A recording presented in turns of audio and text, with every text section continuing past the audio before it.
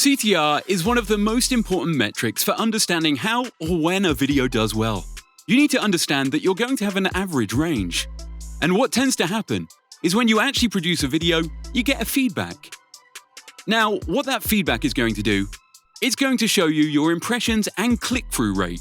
Now, based on your impressions and click-through rate, your video is going to perform in a certain manner. And depending on that click-through rate, you need to understand what you need to change in the future. If your score is good, your video is usually going to be 1 out of 10. If your score is bad and your video relevance is bad, your video is likely going to be a 10 out of 10. Let's take a look at this video right here. We can see that this is a 1 out of 10 and the CTR is 9%. This is good for one of the channels I own. The average CTR is around 6%. So if I get a video that has a CTR of 9%, I know the video is going to perform well. So you can see what types of CTR ranges you can shoot for.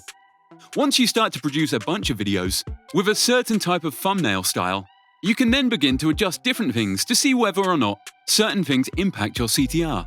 And then you can start to test things and see if you can improve your CTR accordingly.